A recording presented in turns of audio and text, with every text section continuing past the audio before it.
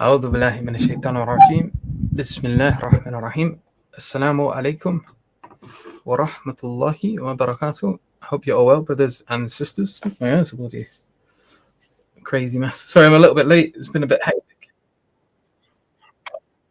What was that? A bit of a feedback there. Sorry about that. So yeah, Bismillah. Welcome to Lighthouse live sessions. Inshallah, we're going to try and keep up with these. Things have been a little bit hectic, so the aim is minimum once a month, inshallah. Maybe first Thursday of every month is the plan, inshallah. So what is it we're going to be doing? So for those of you who don't know, we offer a service called the Lighthouse Project. I'm going to put a link to that in the banner. So we've already got one, alhamdulillah. So if you go to the website, sapiensinstitute.org, there's buttons all over the place for the Lighthouse on there. Or if you just put sapiensinstitute.org/Lighthouse, it will take you to the booking system. And it'll also tell you and explain to you what the service is for. What I could also do is show you so that any of you who wish to use the service, you can do so.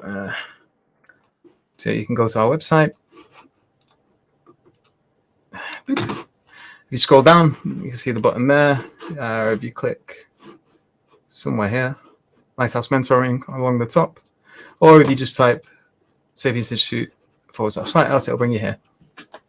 And it is basically, it's a free service where you can book one-to-one mentoring sessions with one of our trained mentors, either myself, Sheikh Fahad, Hamza Zorsis, Dr. Uthman Latif, Brother Abbas, and Brother Dr. Imran from EF Dawah are mentors now as well. Salim Chaktai, another beloved brother. And we're currently going to be getting another 4 mentors joining us over the next couple of weeks, inshallah. And you can have a chat, whether you're a Muslim, an ex-Muslim, a non-Muslim, you're suffering from doubts, you're not too sure about Islam, you think you want to be a Muslim, or you're not sure why you're a Muslim. These kind of things, we can help you get through these doubts and to talk to you. Alhamdulillah, we have been joined by none other than the beloved Sheikh Fahad. Assalamu alaikum. Assalamu alaikum wa rahmatullah. Wa alaikum salam wa rahmatullahi wa barakatuh. How you doing, Sheikh? I'm doing well, man. How are you? Alhamdulillah, sweaty. Trying to run and get here on time, and then trying to get all the techie stuff working properly, and it never runs smoothly when you're in a rush. Of course, that's always the case. That's usually when it starts to melt down. Everything goes wrong when you're in a rush, right? Yeah, when you need it to go right. Alhamdulillah. And so basically, just telling them about the service. If you have doubts, you've got questions, shubha, what's worse, or you're just wanting to understand or like get a firmer grounding in, and build that relationship with Allah Azza wa Jal and create that connection with the religion of Islam. This service provides that for you. You can do it anonymously. It's private. It's one-to-one. It's done via Zoom. None of the calls are turned into YouTube videos or anything like that. It's kept completely private. They are recorded, but that's just because we are a non-for-profit, and legally we have to record it in case anything non-toward was to happen. We'd have to be able to produce evidences of the call. But it doesn't go further than that. And other than that, maybe training quality purposes. So like when we're training mentors, we'll maybe pick a good example call and get them to listen to it. But it's all done strictly through the terms and conditions, and it doesn't leave the organization. But it's a great opportunity for you to have that private conversation with someone where you can express things that maybe you wouldn't feel comfortable expressing to people within your own community because of stigma or whatever reason. We also help the du'ats, leaders, and activists that are looking at like maybe giving dawah, or they're dealing with the above categories, and they're being asked questions, they're not too sure about how to answer, or you just want to get involved in dawah, you're not too sure where to start. All of these things, we can talk to you about this and help equip you with thinking, in terms of a plan, what to do, where to go, how to do these certain things. Right. I don't know if you want to add to that at all, Sheikh. No, I was just going to say that, and those categories of people we have been speaking to for the last, 3 years, going on 3 years now? Yeah, 2.5 years, I think. 2.5, yeah. So, we'll be touching 3 years soon. And so it's not just a knowledge base that we're bringing you, but now we're kind of adding to that experience on these one-to-one calls as well, right? And I'm sure Yusuf can testify to this as well, is that we've had calls in each of those categories. So someone wanted to know how to make dawah.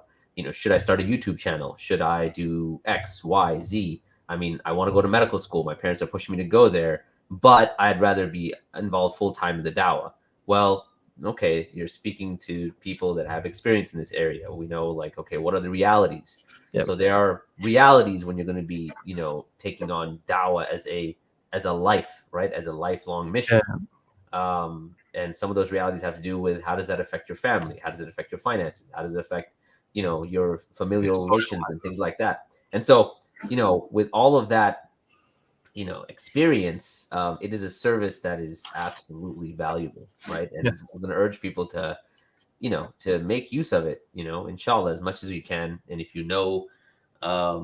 others that could use the service, let them know, inshallah. We want to make it as broad as we possibly can to help as many people as we possibly can, inshallah. Yeah. And like we say, it's free, so you don't have to worry about there being a sneaky price, or we're not going to send you an invoice after the call or anything like that. Is you go here, you pick a date, right? Pick a time. There's I mean, look, there's when we talk about free, there's no obligation to free, right? I mean, you don't lose anything. Yeah. And it's all just pure. It's going to be pure gain, inshallah. But what we do ask though is, alhamdulillah, most people do turn up. I think we've got a turnout rate of about 80%. So when someone books a meeting, 80% of them do show. Yeah. Alhamdulillah, which is a good percentage. It never used to be that good at the beginning, because we was booked up so far into the future when we first set up. The attendance rate was terrible. It was only about 40%. So we've managed to fix that. Sure. By a double of what it used to be. Sure. But there still is 20% of you that don't turn up. And there's no excuses really. And if you can't turn up, please do contact us in advance. Let us know so we can open that slot for someone else who can take it. Alhamdulillah, there are people, like at the moment, I've had 2 or 3 emails I've got to go through where people have said, I'm not going to be able to turn up to this future appointment. Could you please cancel it? And that's brilliant. If you can do that, please do. It's done via Zoom. Basically, we send you an email. Another thing people do sometimes is they'll put a fake email in, but then we've got no way of sending you the details of the meeting. So make sure, obviously, we're not sharing that information with anyone, but if you want the information for the meeting, the Zoom link, you're going to have to put in details for us to be able to send that to you. Some way to contact you. Yeah, exactly. So make sure you do that. And if you can't turn up, please let us know. Set reminders on your phone. Calendar reminders, put sticky notes on your wall, do whatever you need to do to remember the meeting, because it's extremely frustrating when people don't show up and our mentors are sat there waiting and the whole hour goes to waste, and it could have gone to someone who could have used it. So it is free, and that does make people slack a little bit because there's no loss on their part, so they don't feel the urgency.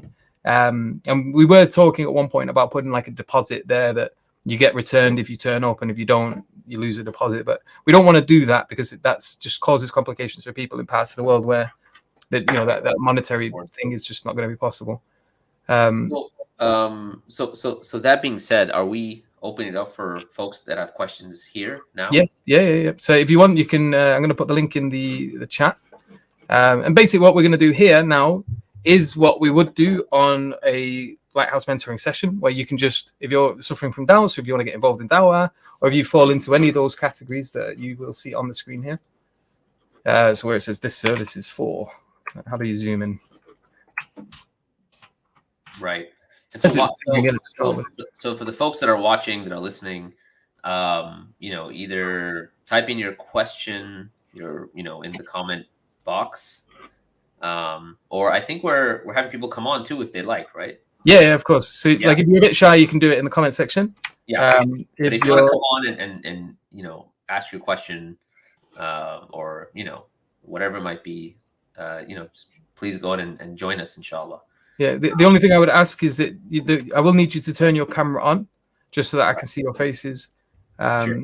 Yeah. Even just briefly, you can do it in the back, and then you can turn your camera off when I bring you online. Yeah. But yeah, and while we're waiting for people to join us. So I was thinking, I don't know what you had in mind, Yusuf, and I want to usurp the entire program. No, boss. But if we have, while we're waiting for people, if we're not getting that much response. Maybe we can look at some of our top questions and see if we kind of go through them. So off the top of your head, what do you think is the most frequent doubt that you would get? The most frequent one. Yeah.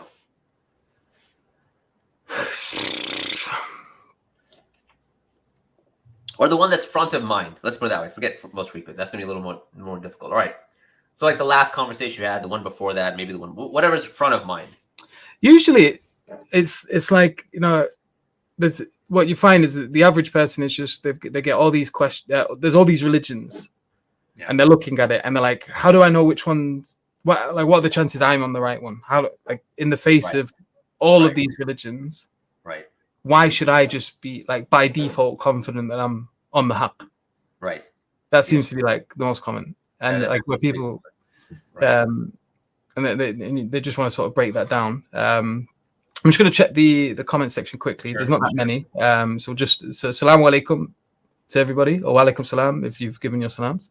So brother, so this is the brother that's in the back.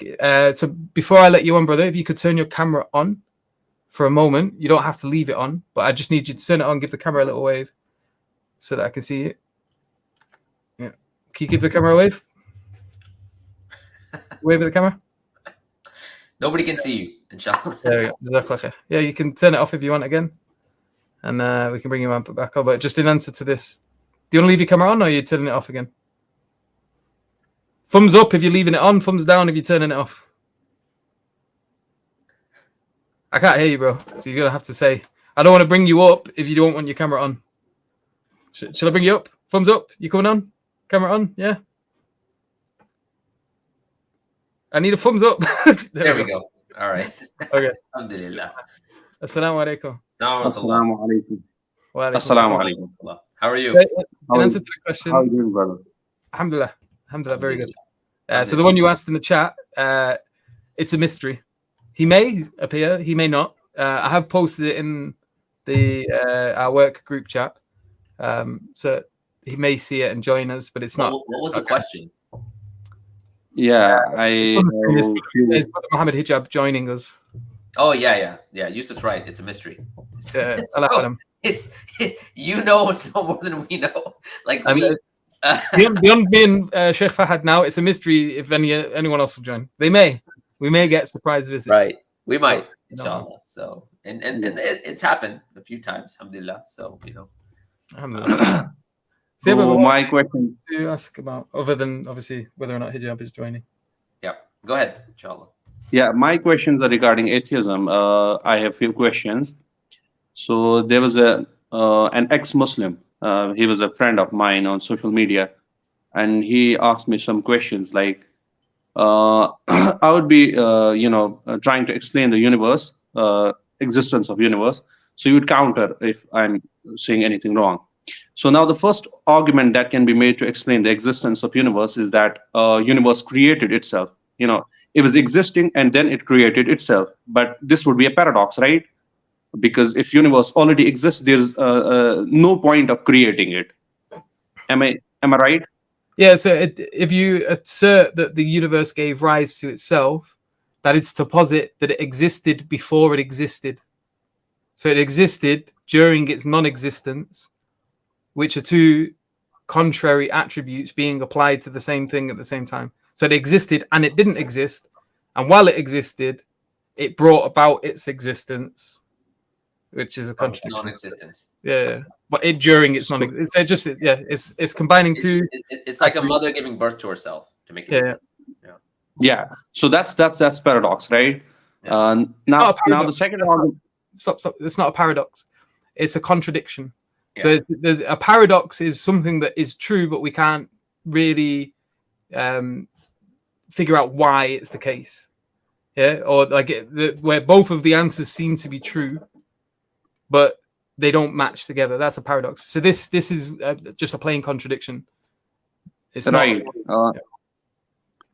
Now the second argument that can be made to explain would be that universe didn't exist and then it came into existence after it did not exist. In common terms, we say that something can come into existence out of nothing, but to every rational person that would seem quite illogical. But there are some atheists who argue that since we haven't seen nothing, so we can't say anything about it. How to counter that claim?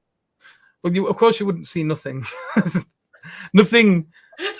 Yeah, I mean, yeah. So I mean, just think about what's being said here. Since we haven't seen nothing, but the very definition of nothing is that there is nothing to be there's seen. nothing there to There's see. nothing. Right? Yeah. So Nothing in the absolute sense has no attribute. Yeah, there's nothing you can attribute to it. It would there would be no space, there would be no time, there would be no quantum fields, there would be no singularity, there would be no anything. Yeah. It would just be emptiness. So where does something pop into in that?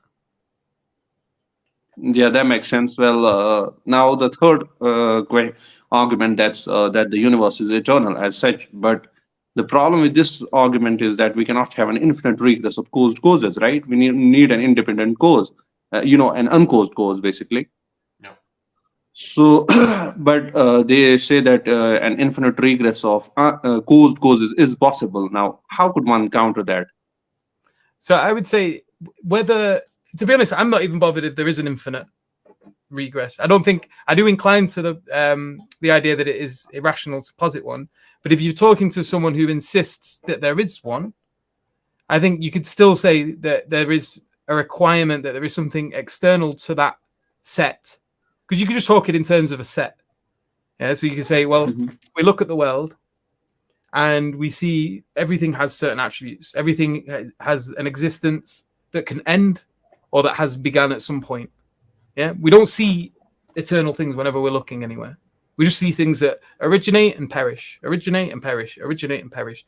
And this begs the question, is that all there is? Is there just things that originate and perish? And does that obviously go on infinitely? Or is there something that has another kind of existence that gives rise to the things that originate and perish? Yeah, so the created things you see. You following? So No. right. So here's the thing. So like there's one and I think this is what Yusuf's going towards, and he can correct me if I'm wrong. But yes, you could go down the route of the infinite regress being a problem, because then we wouldn't exist, right? That's kind of generally how people use the infinite regress argument, right? Now, what I think Yusuf is saying is kind of like, okay, well, even if you said that you could have like this eternal infinite regress, you still have to deal with the issue of contingency. Yeah. Right. Is that what you mean, Yusuf? Like, yes, I'm just avoiding the word contingency because people, the people hear the word and their brain goes, nah. Don't talk. Dependent. How about dependency? All right, dependency. Yeah, dependency. So things are dependent. Yeah. Right. And for me, like, say you can get bogged down on whether or not the infinite regress is something that is going to occur. Now, some people are stubborn and they keep saying, no, it's possible, it's possible, it's possible. It's like, okay, even if there is an infinite regress of things where you've just got this thing is dependent upon that, and that thing is dependent upon that, and that thing is dependent upon that, and this keeps going, you still have to have an explanation for the set as a whole. So if you put whether the number of the set is irrelevant, whether you have one thing in a set, like for example, if you've got one laptop, yeah, or whether you have 10 laptops or 1 million laptops or an infinite number of laptops, you still need an explanation for that pile of laptops. Yeah. And that's the definition of something being dependent, right? Yeah. Is that, and there's a few things that you can kind of understand, like the kind of dependency itself. I mean, one of those, it has to have an explanation, right? For certain things. So let's say it has limited physical qualities. Well, it has to have something outside of that thing has to, give rise to those physical qualities. It didn't give those physical qualities to itself, right? Therefore, it requires something outside of it to explain that, right? So if you take something like, I don't know, like this mouse here, right? So it has a certain shape, a certain color, a certain size. Did it give those limited physical qualities? Did it give itself those qualities? No. There's something outside of that, some sort of explanation that's outside of that particular thing that's going to say, okay, this is, it gave rise. So it didn't give rise to its own physical qualities, right? That being the case, what Yusuf is saying is, even if you had an infinite regress, of whatever, right? Like laptops, whatever. But that entire system needs something outside of it, which is going to, which is going to give an explanation for the entire system itself. So I What think, if they argue for? yeah, go ahead. Yeah, what if they argue for against God in the same sense that God Yeah. is certain attributes? How do you explain that? Like you are saying, for example, for a mouse, it has a certain color, it has a certain size. How you if they are going to argue against God on the same pattern that like God has attributes, how you are going to explain that? Maybe someone else, outside of this God has given him such attributes. Yes, How would you that's negate that? but that wouldn't be the case if you've deduced, like for example, if we're making the argument from dependency. The way the argument from dependency would go is Could you that please could you please explain the argument of dependence in a detail? Because I have never understood it. I understood the cause-based contingency, but not the dependency. Okay, no, so let me, Yusuf, let me take a crack at it, and then you're gonna help me out and clarify some of the things that I've missed. Is that cool, Yusuf? yeah, go ahead. Okay. I can do it. It'll help me with my review too. Good. Bismillah. Go ahead. Okay, so when we are going to define something as dependent, so first of all, let's start with what do we mean by dependent? Okay, when we talk about something being dependent, we're saying that it's there, that it's going to have, it's. So let me see. So it has the basic building blocks of that particular thing. Those basic building blocks are arranged in a particular way. Okay. Those basic building blocks are arranged in a particular way, and they require something outside of that arrangement to explain the arrangement. There has to be an explanation of that thing, right? So again, if I take like this pen, for instance, okay, now it has been arranged in a very specific way. The manufacturers put it together in a very specific way. The pen itself Right. does not explain that. You need something outside of the pen to explain the arrangement of the matters in the materials in the pen, correct? Right. That's one thing. The second thing is, like I said, it has limited physical qualities. So it has a certain shape, a certain size, a certain color, and so on, a certain charge, whatever it might be. And the pen itself does not explain it. You necessarily need something outside of the pen to explain those limited physical qualities. It didn't give those limitations to itself, right? Right. Okay. What's the third one here I'm missing here, Yusuf? What was the two you said so far? I said limited physical qualities and the building blocks. There's one more that I'm just... I Anyway. usually take a different route to the one you're taking. Okay. All right, that's fine. So even with these two, let's say, all right, we keep these as our definitions of dependent. If that's the case, you have a couple of, well, not a couple, you have a kind of a deductive scenario you can put together, right? Either the universe and everything in it is independent, or the universe is and everything in it is dependent upon something else dependent, or the universe and everything in it is dependent on something independent. Do you see these three points that I made, right? Yeah. Are they clear? Okay. Yeah. So if we take, again, with this pen, with what I mentioned earlier, it requires an explanation outside of itself, right? Limited physical qualities, internal building blocks, the arrangement, and all of that, okay? The universe and everything in it either explains itself in its entirety, right? Okay, so which Right. is not the case because it requires something outside of it to explain, because the universe and everything in it is physical at the end of the day, right? So it requires Right. something outside of it. So is it such that the universe and everything in it is dependent upon something else that's dependent? Is that possible? That's not going to again make sense because we Because need an independent one. right. So the conclusion is, like, first of all, if the universe, everything in it is dependent upon something else that's dependent, then you enter into infinite regress again. All right. Right. If the universe, first of all, and we already defined that the universe, everything in it is not independent, it requires something outside of itself to give it the explanation of its limited physical qualities, its basic building blocks, and so on, right? So therefore, the universe and everything in it has to be dependent upon something that is independent. Yeah, but if someone says like the material of the universe is eternal, for example, they That's just not true, though. say that. It isn't. No. But even if it's okay, even if it's eternal, and this goes back to what Yusuf was saying, even if it's eternal, it still requires an explanation. If this pen has been here forever, it's eternal.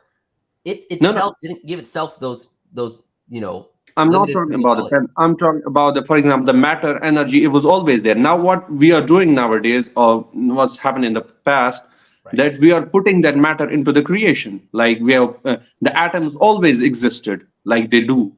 But they didn't, They have though. always existed. Now we are building up. No one Right. says Now we are that. building. Okay, so here's the question: Could they have been arranged differently? Yeah, they could have been. I mean, for Okay. example, the atom. So the point is, if they could have been arranged differently, they require an explanation, right? But for example, if someone says that ultimately we can have a particle out of which the whole matter has been formed, right? No, but again, Like let's say the particle, could that particle have been arranged differently? they would say that, for example, they were talking about the Higgs boson. Now leave that for a second. Now, for example, there's an X particle, right? Out of which whole matter has been formed, whole atoms, whole electrons and protons, they have been formed, right? Now they are arguing that that particle couldn't have been arranged in a different way. So that nullifies your argument. All right. I mean, Yusuf, go ahead. No, so the particles, they didn't exist forever. No one's saying that. I'm quite certain if you go to CERN's website, I'll see if I can Google it now. They say that these fundamental particles came into existence so many seconds after the Big Bang.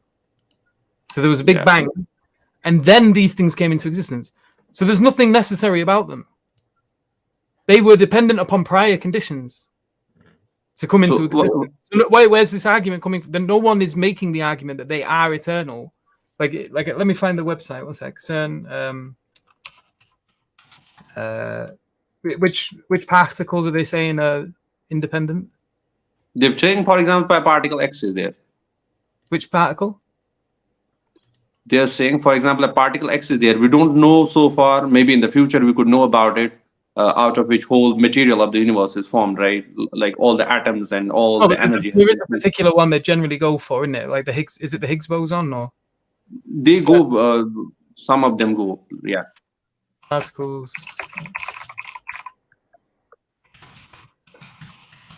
But yeah, if you the early universe, is the universe.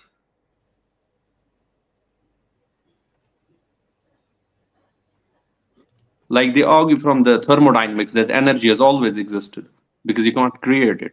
What is energy, though? What do you mean by what's energy?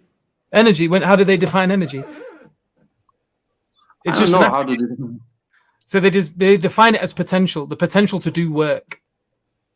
Yeah. Yeah. So energy, quote unquote, is not an actual thing; it's a potential. So what is energy then? Is it something tangible? Like matter, at least you can talk about matter in terms of weight, in terms of size, in terms of shape. Yeah. In some way. Yeah. Yeah. For example, they'll talk about the light. There's one other aspect of dependency, and it just actually came to me.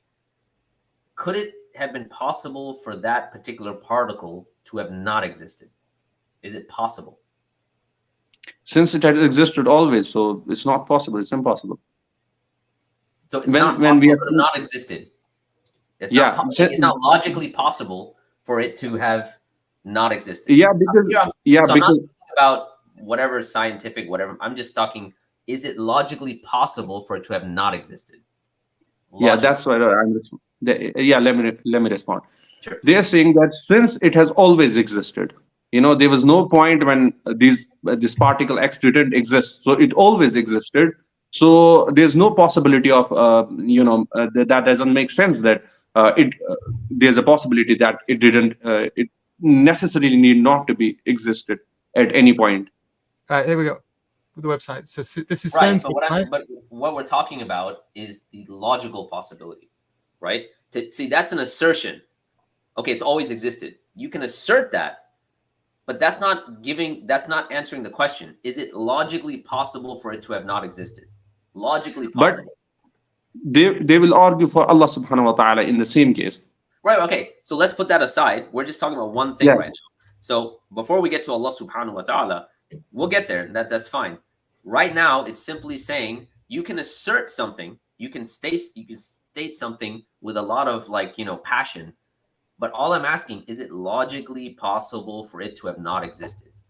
And they can't say no. Like no one can say no. It's logically possible that it could have not existed, right?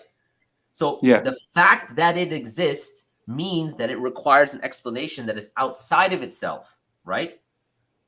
Right. Makes sense? So even if you say that, so that's what I'm trying to say is that just the logical possibility requires an explanation outside of whatever the thing is that we're talking about, the X particle, whatever it may be, right?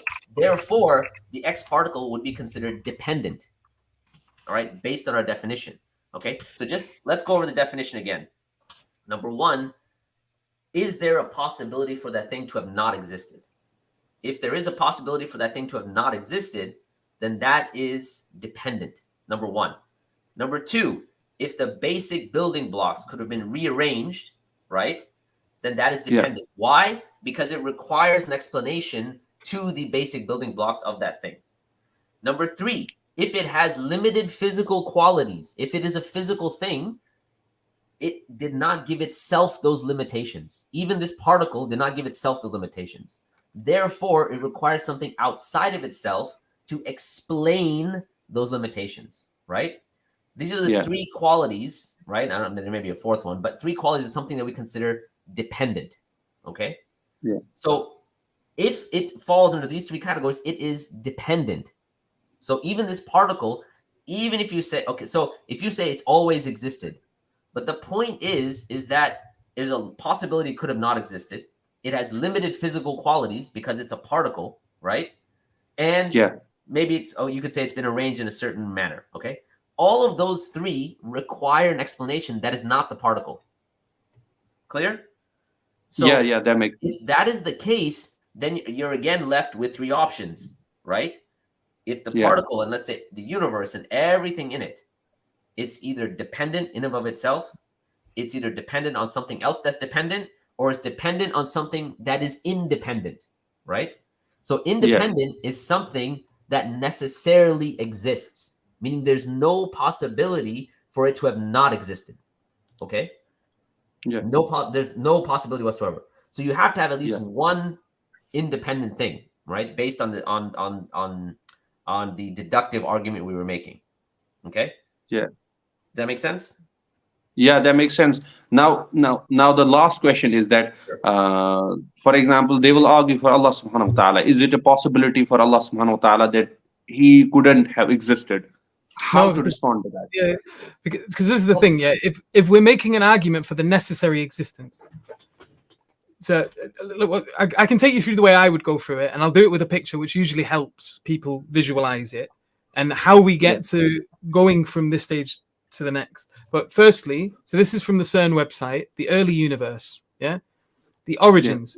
In the first moments after the Big Bang, the universe was extremely hot and dense. As the universe cooled, conditions became just right to give rise to the building blocks of matter. So not only is matter not necessary, because there was a time where it did not exist, it is dependent upon a particular set of conditions in order for it to begin to exist. Not just matter, but even the building blocks of matter. So the quarks, the electrons of which we are all made, they began. And if they began, they're not necessary. Because necessary means that its non-existence is impossible. To be independent means you don't require any other prior conditions in order for you to be able to start existing, because you are independent. Your existence is self-subsisting. Or if you're talking about the necessary being, it's an existence that cannot be turned off.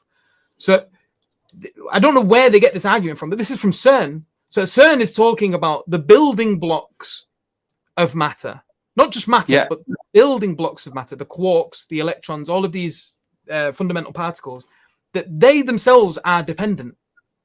Yeah, so they I can see the first. You get me? I can see the first line says, in the first moments after the Big Bang, the universe was extremely hot and dense. So what was dense? If matter didn't exist at that time, what was dense? Well, this is the thing, the universe, quote unquote. But this is the thing, and that was after the Big Bang. So the question here is what is it that's causing the Big Bang?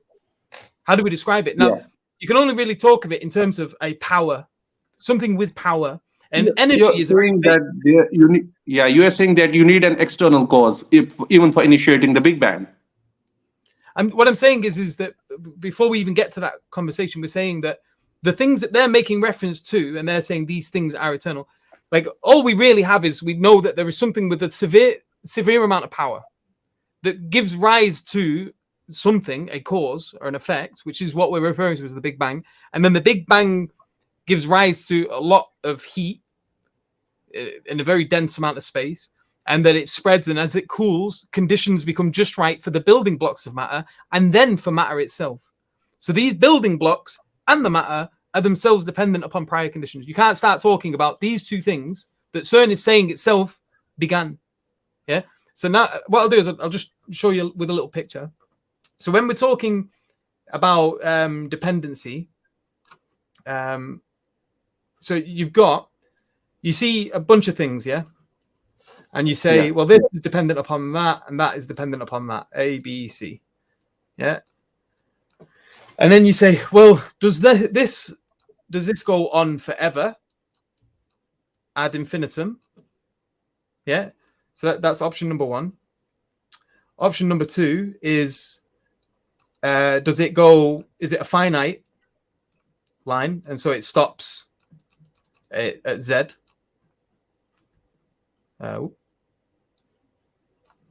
That's a Z. I know it's a bit of a scruffy Z. So that's option number two. So this is a finite line. And then Z, the last thing, that came into existence from nothing. Yeah. So there was nothing before Z. Z just popped in. This is not really moving too quickly. Yeah. You following so far? And then the third one would be like a circular dependency. So that would be like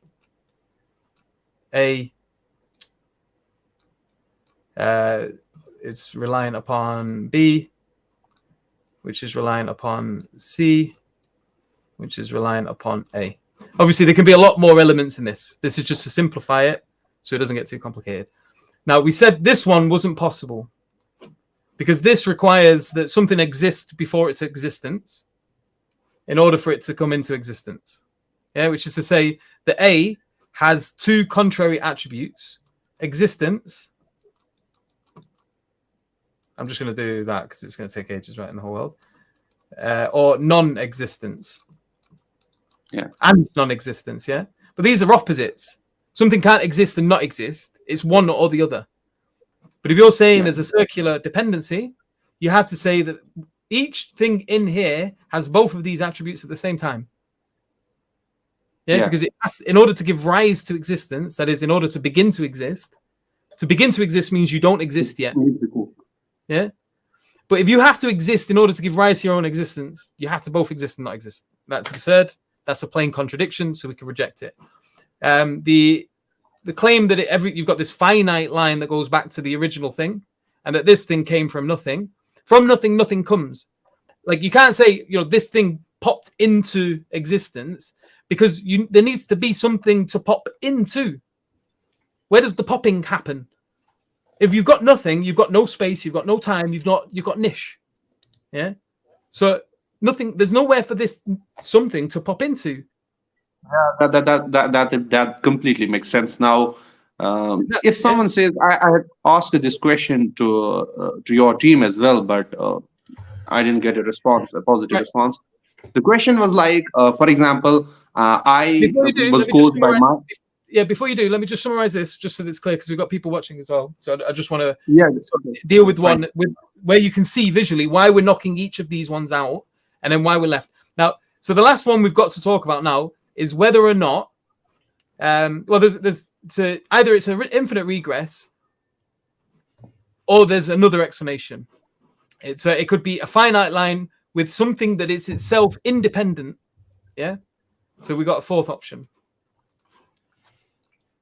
So you've got a finite line. So it's like 2, but rather than it being nothing, so you've got A, B, C, and then it goes on however long that is. and then you've got Z, and then Z was given rise to by I don't know what. I need another symbol of them. We'll say one. Yeah, Tawheed, Allah. Or just something that doesn't have the same kind of existence as these things. That is, that there's no need to make reference to a nothing because it always existed. Yeah, so it is itself eternal. So either you've got a set of things which are eternal. So this would be the universe. And what they're saying is this is they're trying to negate this idea of a necessary being. Yeah, that is God. And they're trying to posit this instead. Now, what I'm saying is this necessitates this still. And so what I'll do is I'll start here. So if you've got an infinite set, so what we can do is we can just make a pile and say, if anything is dependent, if anything has the attribute of dependence, we throw it in here. Yeah. Now, this could be a finite number or it could be an infinite number. It's irrelevant. The question is about the set as a whole of things with this attribute. You following? Yeah. So this set is the set of all dependent things. Yeah, we'll just call it a set dep for short because it's effort, right? In the whole thing. Yeah. So this is the set of everything dependent. Yeah. So now the question is, okay, so what gave rise to this set? What gave rise to this set? Now, there's two answers.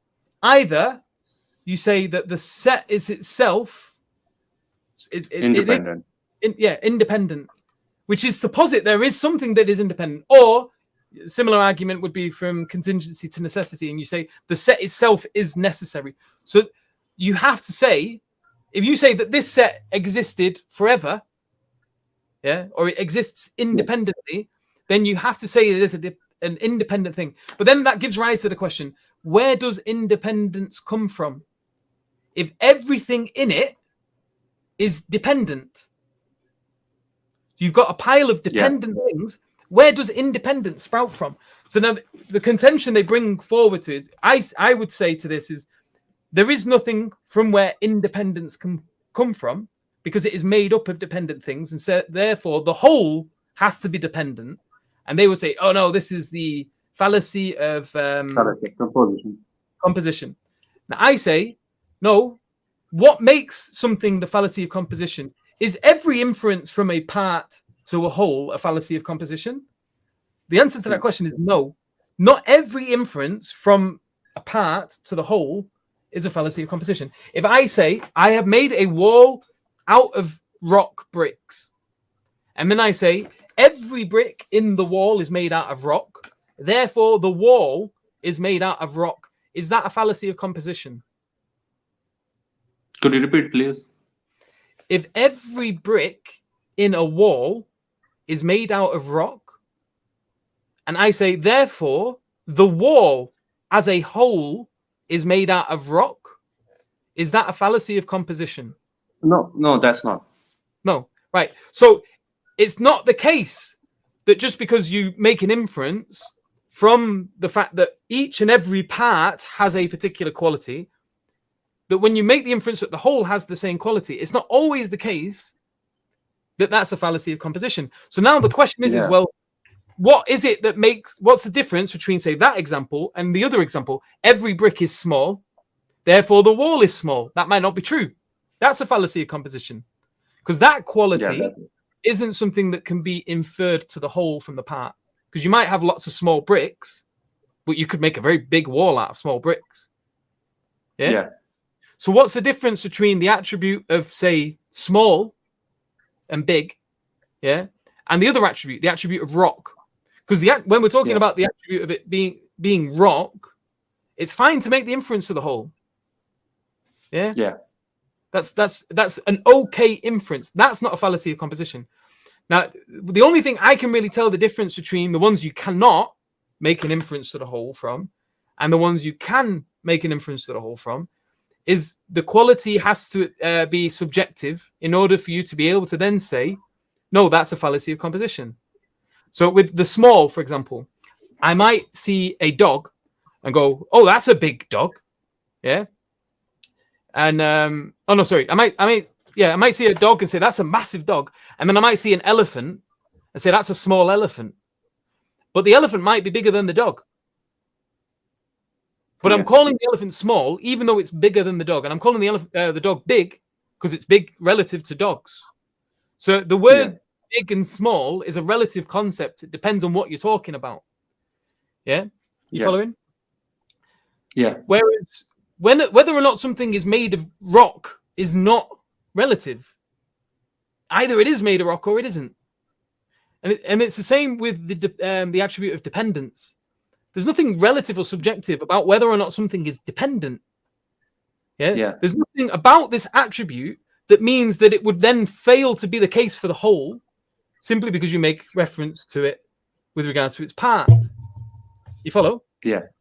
So the attribute is a solid attribute that sticks with its parts in the same way like the rockness of the brick is something that doesn't go away when you're looking at the pile of bricks. The pile of bricks is still a pile of rock.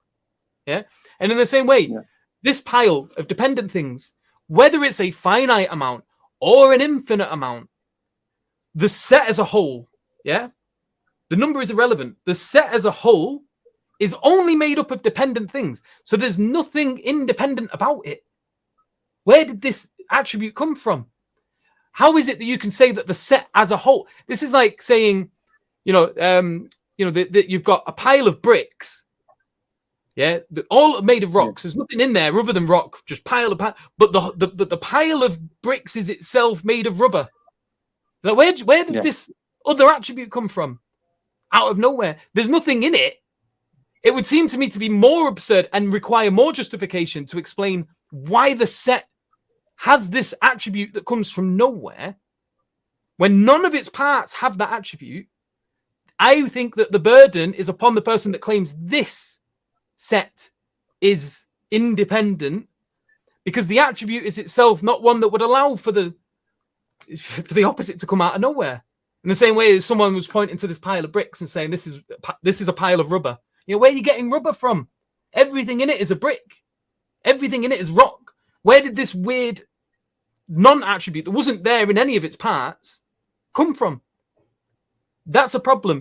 And I would say that you are more justified in making the inference to the notion that the pile as a whole is dependent.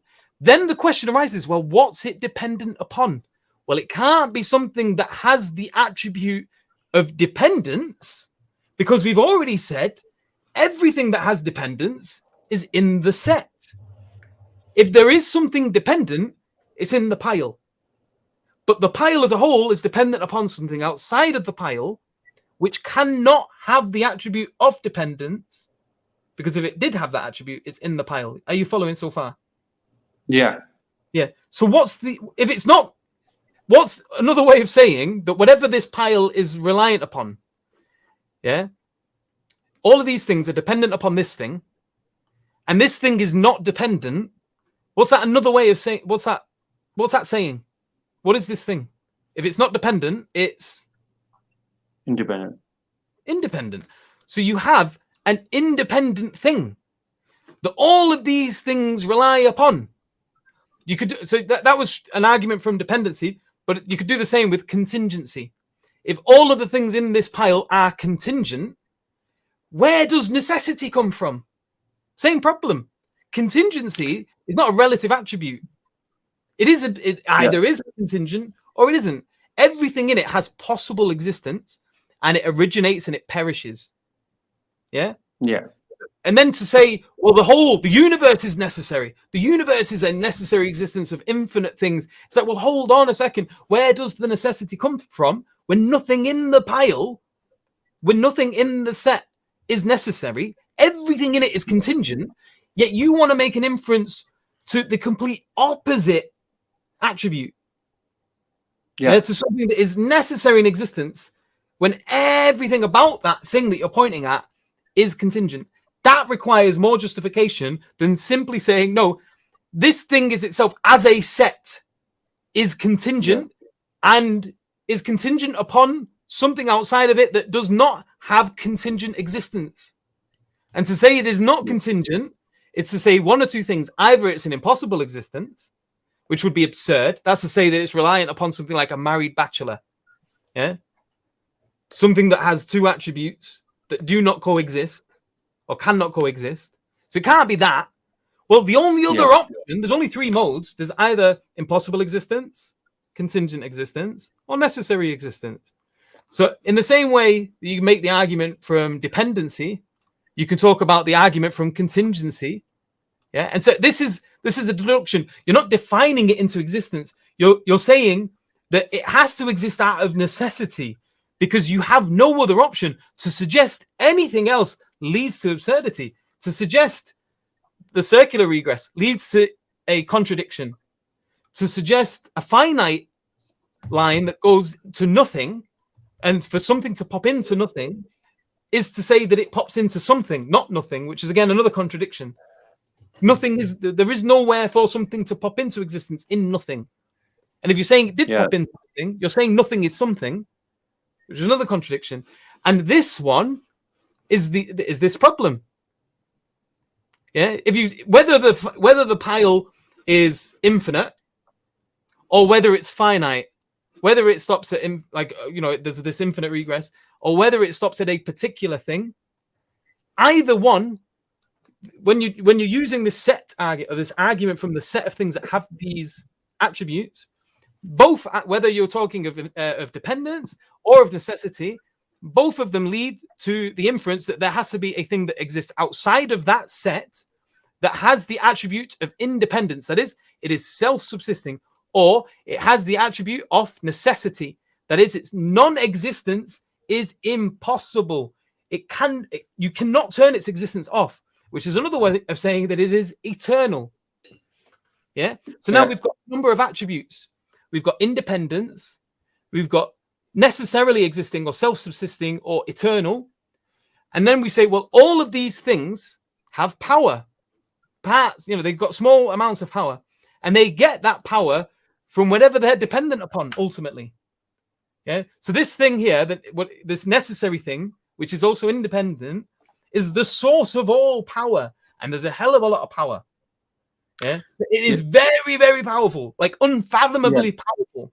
So you have something that is necessary, eternal, self-subsisting, independent, powerful. You can add intelligence to that by making arguments from design. If you've got a pair of scissors, and me and you are walking down the street with an atheist, I'm going on a massive ramble here, but are you following? Is this helping? Yeah. It's sinking in. So if me and you were walking down the street with an atheist, and I say, how are you following as well, Sheikh Fahad? You're good, man. You're good. Alhamdulillah. Go for it. So now, me and you are walking around with an atheist, yeah? And I stumble upon this pair of scissors, and I go, hey, look at this. This is definitely the product of randomness. And the atheist starts laughing at me. I go, hey, what are you laughing at? There's been billions of years. What did CERN say? There's the universe began when 14 billion years ago. That's perfectly enough time for atoms to collide with each other to such the point where this could pop up into existence on the floor right where it is. It's got enough time. Just be careful with those scissors, man. You look like you're about to poke your eye. I should be really careful. I'll pop the beard by accident. But the point is that there's been enough time. If there's enough time for them to assert, like, all of this could come to being randomly, because atoms hit in atoms, then why is it absurd to suggest that? And they go, well, it's just very unlikely. It's very unlikely. And then you ask, well, what is it about this that makes you say that it's unlikely? What about it makes you say that it is the product of intelligence if you were to stumble upon it? If an archaeologist finds this, they're not going to pass by it like they would any other old rock. They're going to look at it and go, ooh, we've got a sign of intelligence here. And they're going to look at it and they're going to say, well, it seems to have a function. It's got a particular attribute where you can take something and you can cut it. It has this sharp edge that allows you to slice through a piece of paper. So it supports a function. And these seem to be very conveniently placed for my fingers. And this bit of rubber here is there specifically so that this metal doesn't clap together. Yeah, and you've got this bit here you can leverage this other finger on, and you've got this little mechanism in the middle that allows for a swivel, which allows for these sharp blades to come together, which just so happens to cut pieces of paper very perfectly. It's got writing on it. It's not a very good name for a product. I don't know. Ue. Yeah, Ue scissors. That seems to purport some sort of meaning or language. Like it's got parts that seem to interlock and play together in a very intelligent manner. It's too complex. It's very complex, considering it's quite a simple object. And it's very unlikely that this is going to have arranged itself in such a manner by accident. Yeah. So the atheist is going to laugh his head off. He's going to be in stitches. He's going to be rolling on the floor, laughing at you for suggesting this is the product of randomness. And you say, all right, what about something a bit more complex? What about this tablet? Yeah. Am I more or less justified in suggesting this is the product of randomness? Yeah. If you're going to laugh at me because this is complex, it's got function parts that seem to work well together, and they've been put into, like in a certain way so that you can use them. Yeah. If this is too complex and too functional and too many parts with very specific roles that all play to the function of a whole purpose, would you be more or less justified at laughing at me if I suggested it about this? Does this have more or less of them qualities? It's a question. Yeah, that has more. The letter has more, yeah. It's more complex. It's got more parts, each of them much more functional. It's like there's more language all over the place. There seems to be more meaning. Yeah. Yeah. And all of them play a role. Like the power has the power bank in here functions to supply the entire object with power. The motherboard plays its own role. The memory system, the storage, the RAM, all of it. The screen has its own function. This button seems to do something. That seems to do something. When I slide, that does something. Yeah. So there's much more complexity. And it is going to be much less likely this is the product of randomness than this. Yeah. And you're going to laugh at me harder if I suggest this is the product of randomness. Yeah. Than if I was to suggest that was. Okay. So what about the human being? What about the one? Never mind the human being. What about one living cell? Yeah, it is like a factory that is so unfathomably complex that it contains all of the information within that factory to be able to reproduce itself. So it's a factory that produces other factories that glue themselves together to produce this mad thing here. Whatever this is, whatever I am. Yeah, and I've got fingers and I can pick scissors up and accidentally stab myself in the eye. There's all this. Yeah, I've got a heart. How do they describe the heart? They don't say, oh, it does this function accidentally. No, they describe it as having a function, having a purpose. The heart's presence is to pump oxygenated blood around the body to supply the cells with the necessary nutrients that they need so that you can subsist, so you can continue. What are the function and the purpose of the lungs? The function and the purpose of the lungs is to oxygenate that blood. Yeah, to release carbon dioxide into the environment and to bring in fresh oxygen so that can go around the body and take the carbon and remove it. Yeah, my eyes, they have a function. Yeah, they have a specific function and a role to play. Now, the thing is when things have functions, we usually make an inference to intelligence because function requires intentionality.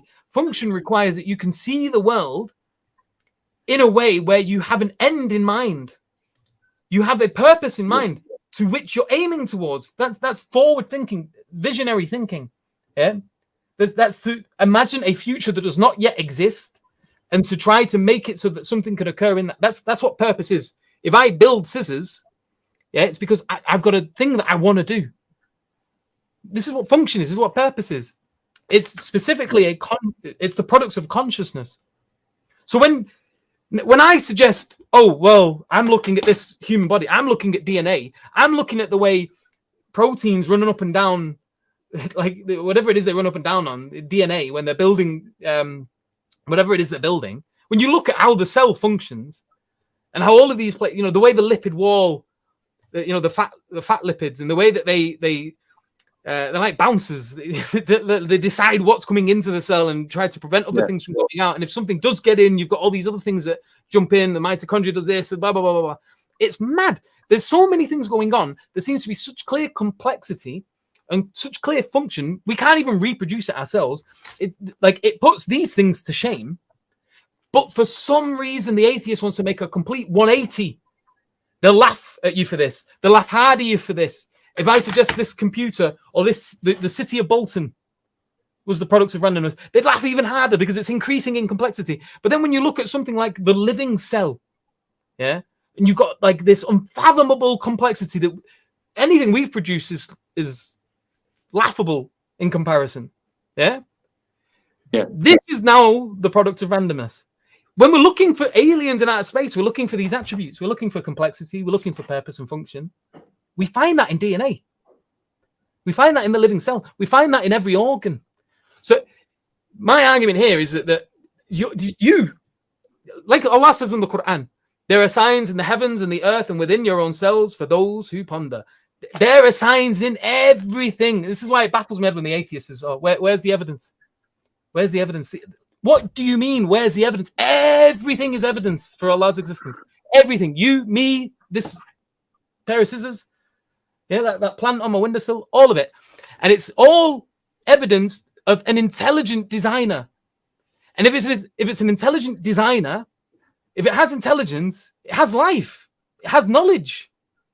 Yeah, it has a will. It's deciding to do things. And so now we've got a necessary being, yeah, that exists independently, that is self-subsisting, that is eternal, that is all-powerful. It has power. It has an incredible amount of power. It's intelligent. It's designing. Yeah, so on and so forth. Yeah. You've got all of these particular attributes. Like this is what we refer to as Allah Azza wa Jalla. What are the attributes that we give to Allah?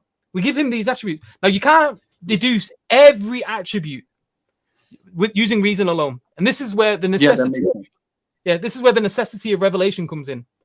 Yeah, you can use your aql to get so far and to get to something which is even self-evident. I don't think you even need to use these arguments to come to the recognition of Allah's existence at all. Yeah, I think it is a basic belief that you find present in every culture, in something eternal, in something powerful, in the creator of the worlds, yeah, in the heavens, in the afterlife, in judgment day, in justice. Yeah, these things are prevalent across societies, whether you're looking at the Native Americans or the ancient Chinese 3,000-4,000 years ago. They all had these beliefs. They all had beliefs in a higher power. Obviously, they've got varying things, but there's still these reoccurring concepts. Yeah, and the question is well, what is it that matches across all of them? There's a really good video on IERA called "The Hidden History of Monotheism." I really recommend going watching it. But sorry, I went on a huge I was mind vomiting then for about half an hour. But the point is I think there's very, very good reason to believe in a being that we've just said, and that this can be deduced with reason, but it's not even necessary to do so. The fitrah, Allah says in the Quran that we were made to testify before our births that Allah is God and Allah is our God, Allah is one. Now, how does that express itself? Well, it might not necessarily express itself as a memory, but as an inclination. There's a lot of different ways of talking about the fitrah. I ran out of breath now because I got dead excited. It's all right. Yeah. Did you have a follow-up question? Yeah, I have a single question now. So we've gone on for about an hour now. So we're gonna start wrapping up, and there's a few other people as well. Let him ask his follow-up, just because I think he's been waiting for a little while. So okay. Go ahead and ask. Make it quick though, so we can we try and maybe get onto one more person. Inshallah. Yeah. We say life is a product of intelligent design, and it completely makes sense. But for the atheist, like if someone says, I was watching one video of Stephen Myers. He was saying that to form a functional protein, the chances are like 10 to the power 147, and that's a negligible chance to create a forming of a protein, functional protein of itself. But for example, imagine I'm in a playground, right? And I'm throwing a ball anywhere. Now there are millions of points where the ball could hit, right? but it hits a particular point. Now, before hitting the ball, if we would calculate for example, the probability of hitting that very point, it was very negligible. They would argue that since the hitting the ball at that point was very negligible, and now we have hit the ball and it hit the same point. So why can't we say same for the life, that it's a matter of chance, though it's negligible? So the short answer is because they would never be consistent with that. Is they can apply it with life, but they wouldn't apply it to nothing else. And that's exactly what Yusuf was going on when you talked about the pen and the scissors and everything else, is that if you presented that what you just said in simple terms, it's just like Yusuf said, right? If they said something about as simple as a can, right? They use the same idea, they would not be consistent, because with the can, they would laugh at you. They'd be anything, not just the can, anything. Say anything at all, so and they would just laugh. And this is the thing. Just a principle in general is that kufr will always contradict itself, right? Yeah, they do. Be consistent, all right? So the point is that at the end of the day, you can make that assertion, and that's fine. You can assert it, like I was mentioning earlier. You can open that possibility. Is it logic? Okay, fine, that's fine. But then be consistent with it, right? If what Yusuf was saying earlier about the scissors and the iPad and all of that is laughable, then why is it not even more laughable when you would say something as complex as life, language, rationality, intentionality? Where does all of that come from? Is it all just 100% chance, and yet something as simple as a pair of scissors is just laughable to imagine that had no intentionality behind it, no will behind it, no teleology, there's no purpose whatsoever. So we can deny all of that, and yet when it comes to something as complex as life, we're going to open up the possibility. I mean, it's inconsistent, right? Yeah, and keep in mind as well, so I only asked about 2 things, but we could I could keep bringing things onto the stream, and keep saying, this is the product of randomness, and just keep doing it over and over and over again. And they just continue laughing and laughing and laughing and laughing and laughing. And then when it just comes to anything that suggests the possibility of a God, the clear need to just reject the notion of a God becomes so apparent at that point. You the only thing you want to reject this principle for is anything that leads to the conclusion of an intelligent designer, right? And unless it's something, point, for example, like Matrix. So, look, and at that point, this is what we try to do at Lighthouse Mentoring. By the way, is at that point, you as someone who's calling this person to Islam need to identify: is this an issue of their ego? Or is just me? I'm going to keep on arguing for the sake of arguing, right? Because in that case, they may not need an argument; they need something else.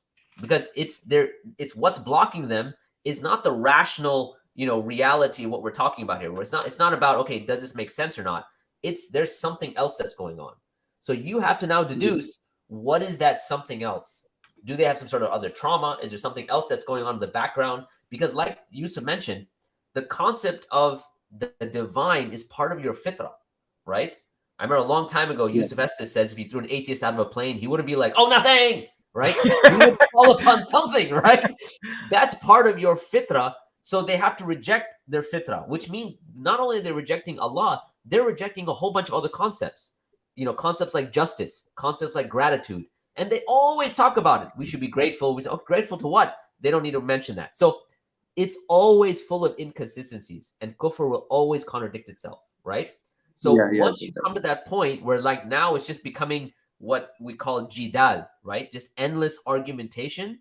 And this is something that Allah warns us against, right? Like jidal is not in and of itself something that's praiseworthy, right?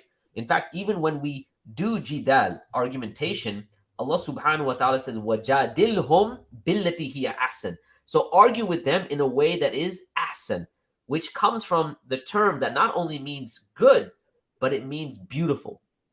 So that beauty, when you think about beauty as a concept, it's a fitri concept, by the way, right? You don't look at a beautiful sunrise and say, I wonder what, how do I logically deduce that this is a beautiful sunset? You intuitively understand that immediately. Yeah.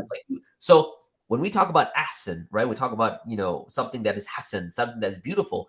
You have to understand that there's a component here that is not just rational, but now you have to go beyond that and say, okay, what is this person's backdrop? What are the antecedents to this question? where did this question come from? And is it just a rational issue that they're dealing with?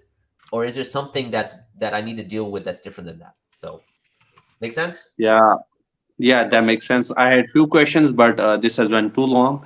Like that Murtad asked me about like the existence of multiple gods, and Right. yeah, I mean, will look, ask them so in the next session. here's one of the purposes of these live streams is to encourage people that have these questions and you're dealing with, friends of yours or people that you know, to go to sapiensinstitute.org/lighthouse and sign up for a session. That way you have a dedicated 1 hour session, or as many as you sign up for, and you can have a really robust discussion kind of back and forth, inshallah. So we're going to have to leave it there and at least entertain one more.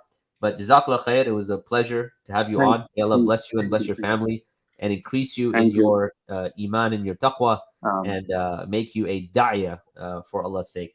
Allahumma ameen. Inshallah. Assalamu alaikum. So we're going to leave it there. So there's a few people saying... We're not going to have one more person come on? Is that it? Khalas? No, he's asking about something unrelated to the... okay. Khalas, that's fine. The topic. Yeah, it's been going on a little while too, so we want to keep these relatively short, I'm assuming. Yeah. But so just to sort of make everyone aware, including the brother in the back. So this is a service specifically about helping people that are suffering from doubts. So people are doubting the religion of Islam. They are on the border of kufr. They're thinking of apostating. They already have apostating. Have already apostated. They want to come back. These kind of things. We're not going to be talking about other organizations and blah blah blah blah. It's irrelevant to the subject matter. So just to reiterate what Yusuf was saying, you could boil this down to like 4 categories of people that we generally address, right? We address, people that, like, for instance, have left Islam, ex-Muslims, people that are doubting Islam, right?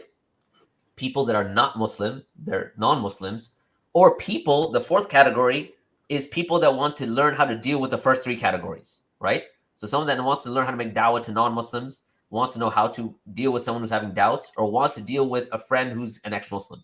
So those are the 4 kind of areas that we deal with under the Lighthouse banner here, inshallah. So just keep that in mind.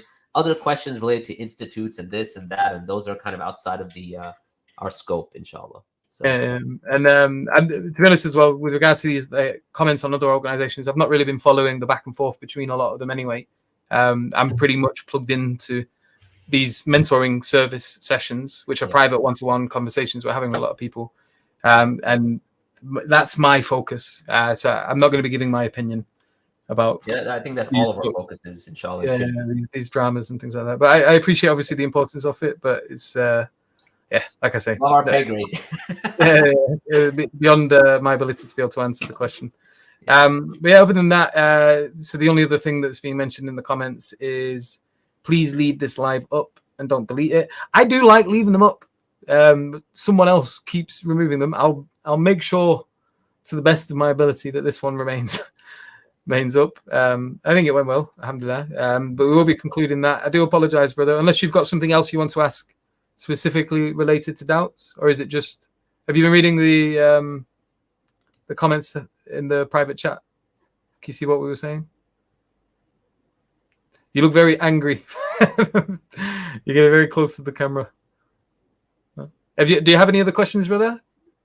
Unrelated to the opinions about other organizations? Or is it just that you wanted to discuss? We can't hear you, by the way. If you leave a comment in the private chat and then let us know if there is something related to doubts or related to the dawah, then please do comment that. Please consider a monthly donation to Sapiens Institute. MashaAllah, Jazakallah khair, Tariq. Also, that's something you can do on the website. If you feel that you enjoy the work that we're doing and that it's something that is worthy of support, you can go to the website. I've zoomed in a bit, so things are overlapping a bit there. And you can sign up for a one-time donation or a monthly one. Great service, mashallah. Alhamdulillah. Happy that you're making good use out of it. Inshallah. And keep us, more than anything else, keep us in your du'as, inshallah. Yeah, because these are the most important things. There was someone made a comment on this. One of the posts that we made. Oh, yeah, blah, blah, blah. The dua is the most powerful thing for the believers. So please do keep us as individuals and as an organization in your dua, that Allah Azza wa Jal keeps us sincere keeps us firm. We want to please him more than anything else. And this is one of the reasons I really enjoy this work in particular, is that it's focusing on the deen, and it's focusing on bringing people back to the folds of Islam, or keeping people within it if they're feeling shaken, etc. Another aspect of this, Yusuf, I was thinking about is that the one-on-one interactions, it actually, in a sense, it helps with sincerity, because those are not shown to anyone, right? It's not like you're like on a live stage, you're not speaking. So in fact, it's something that I think kind of helps in that area for us personally. Just on a side note, I'm just But this is why, because I have dabbled in obviously both sides of it. So you got the public stuff, where you're on live streams. But it does feel like a lot of that is for show, and like even in myself, like I'm trying to be as sincere as possible on live streams.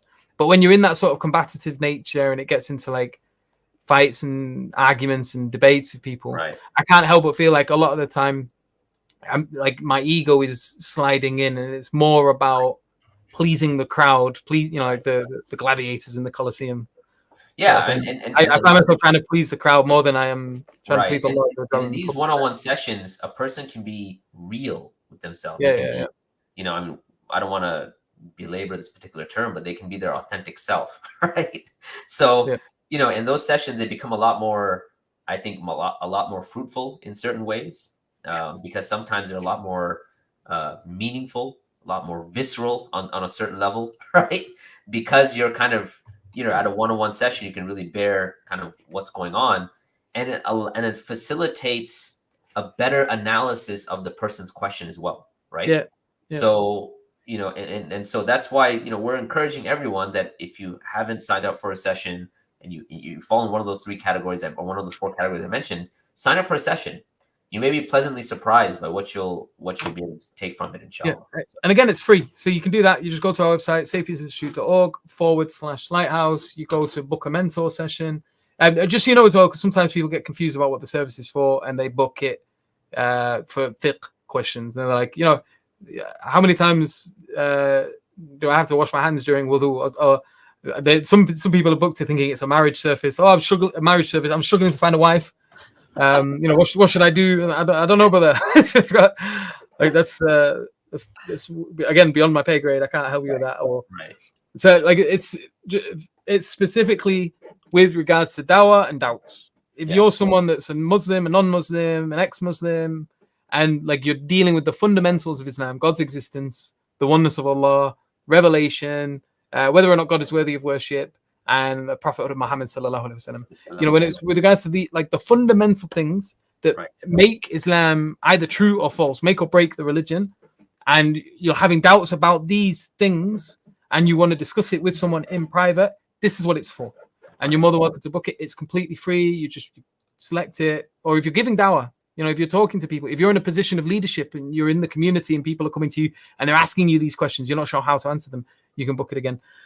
So what we'll do, we'll have one more guest come on. So I'll let Abu Bakr come on. Okay. We got to make it a little bit quick though. I got to break on in a little bit. So same. We're going Wa alaikum assalam wa rahmatullahi wa barakatuh. How you doing? Yeah, I'm doing very well, inshallah. Alhamdulillah, jazakallah khairan. It looks like you're about to tell a horror story. You got the spooky lighting. You're in the dark. I can say that 20 minutes to midnight. That's why I turned off all the lights. All right, that makes sense. Others are sleeping right now. Whisper. All right, we'll try to keep it down, inshallah. Okay. All right, go ahead. Bismillah. With whatever your question was, inshallah. Bismillah. Alhamdulillah. So my question is, why do some imams talk about Imam Mahdi's coming as if it's about some kind of Hollywood hero? I don't know if that's part of our pay grade again. So what do you mean? Like what do you mean by Hollywood hero? Like what remember as well, the context of the service is to do with doubt. So does this question cause you to doubt Islam? No, I think that it's like we do nothing, just Mahdi will come and change everything. I think that doesn't make any sense. Okay. Yeah. People I mean, just say, some like people on the comments, who is Right. waiting for the coming of Mahdi? Yeah. I say, why do you do that? Yeah. No. Yeah, I mean, I guess this is more like a social commentary kind of thing, yeah? yeah. Like, Yeah. So what that- are we doing with the number? Why are we not trying to better ourselves, better each Right. other, better the I mean, community? if someone came on Absolutely. the session and Yeah, I agree. asked that, I would tell them that, look, the point isn't to get stuck with the coming of the Mahdi and when and how, and just kind of rely upon that, because the Prophet ﷺ, mentions that if you're planting a tree and the day of judgment comes upon you, continue planting it, right? So it's not about that he's coming and now we can just take a step back and relax, but we still work because our goal is Jannah. Our goal is not, a kind of a temporary, even if you said the goal was to establish Islam on this earth, true, but we still work for it, even if the day of judgment is upon us. So forget the Mahdi for a second. Even if Yawm al-Qiyamah is upon us, we're still going to be, we still have to work, right? So, I mean, it's unfortunate that people would take that mindset, but at the end of the day, the Prophet ﷺ has mentioned that clearly, and we are people that want to follow the prophetic model to the best we can, inshallah. So yeah, so Thank you. I that would be my appreciate it. response, inshallah. Barakallahu feek, brother. Pleasure speaking to you. Well, Allah bless you. And hopefully you didn't wake any of your family members up. No. Shh. Thank you. Appreciate it. Nice speaking with you, man. Assalamu alaikum. So, Wa alaikum assalam wa rahmatullah. Alhamdulillah. So we're going to leave it there, brothers and sisters. Sorry to any questions we've not been able to answer. We're going to wrap up, though, as we've got to go pray and stuff. But yeah, I hope you've all benefited from this today. Like I said, make sure to book a session if you haven't. On the website, just Lighthouse Mentoring is right at the top, or just search put it in the browser, sapiesinstitute.org/Lighthouse. And you can book a session for free, and you can have a private one-to-one with myself, with Sheikh Fahad, or any of the other mentors. And you can make good use of this service. And if you don't need it, but you know someone who does, give them the link, tell people about it, talk about it. It's a service there literally to be used by the Ummah for free. We've alhamdulillah, the fundraising went well during Ramadan, and we were able to continue this service. So just continue using it. And we've not just got the Lighthouse Mentoring, we've got other things as well, like the learning platform, where you can go through our courses, again, professionally filmed, free courses. We've got some in other languages, we've got some in Spanish, but we've got like the advanced dawah training course. The one in particular we're going to make reference to is the No Doubt course. This is basically touching on a lot of the things we touch on most of the time when talking to people. It's a course that you can take for free that goes through the 10 strategies on how to deal with your doubts and the doubts of other people. And you can see here, it starts outlining the strategies one at a time. You get little quizzes. We've got nearly 3,000 students on there already, 42 lectures. There's material you can download, but you need to be logged in, and I'm not logged in. Wait. How much does this cost? Nothing. Oh, I see. Okay. Absolutely free. Everything we produce is free. You want the book? Bismillah, go to the website. You can check the book out, right? And you can get that for free as well. Wait, how much is the book? The book is free. Oh, okay. All right. Download the book. Get the book for free. You want the essay? You want to look at essays? Go on the website, check out our essays, and they're all free too. You want to use our stuff? You want to present it yourself? Like you're the producer of it. Go ahead. We don't care. Just make use of it. Share it with people. Let people benefit from it. And it's the whole point of this is we don't want a barrier between our content and the ummah. We want, whether you're rich or poor, for you to have material that you can make use of that's going to help you to share Islam academically and intellectually. So this is our focus: developing, supporting, empowering individuals and organizations to intellectually share and defend Islam, regardless of who you are, regardless of where you're from. And our vision is to see a world convinced of Islam, and everything we do is centered around that vision. And so whether that's the learning platform, the books, the YouTube videos, these live streams, the mentoring service, all of it, it's there for you, for the people and like you may not feel like, for example, some people they have this idea in their head, oh, we don't doubt, no one in my family doubts. I can't tell you the amount of people that get in touch with us secretly and they say, oh, I can't even talk to my parents about it, I feel ashamed. like I can't ask them these questions. I've got these doubts. I've got like my heart is in turmoil. I just needed to talk to someone about it, and I'm like, I fear I'm a disbeliever. I fear I'm a hypocrite. I fear I'm this, and like just being able to discuss these things with us. By the end of it, the vast majority of people feel like their issues are resolved by the end of the conversation. It's very rare that we get a bad convo, especially with these private ones, because it's not for the public eye. No one's showing anything. It's like it's completely private. It's a one-on-one. Like for me, I want guidance for you, but if you don't accept what I say, I'm not gonna get in a huff about it. Khalas. You accept what I say or you don't. Right. It's not a competition for me. I'm not bothered, and I enjoy the conversation either way. Like it's fulfilling. It's good, and I want you to use it. And Sheikh Fahad wants you to use it. All of us at Sapiens Institute want you to make use of this service. So please do that, inshallah. Do you want to say any final words? No. May Allah subhanahu wa ta'ala bless all of you who came on. And inshallah, we're going to try to be more consistent with these lives. Inshallah, I know Yusuf has been on all of our cases at Sapiens, so he's the one that's going to be getting on us, inshallah. You'll be running around with a cane. We're gonna try to now be more consistent with them, and hopefully, that we get your support in when we do come on these lives. That you get, your friends, other people that you may know, to join us on these lives as well, inshallah. Yep. So we have more eyeballs on it, more people that can see it, and more people that can benefit, inshallah. But all in all, again, jazakumullah khair for attending and for listening to us. Hopefully you benefited from what we had presented, inshallah. And may Allah bless you and bless your families. And until next time, assalamu alaikum wa rahmatullah. Assalamu alaikum wa rahmatullahi wa barakatuh.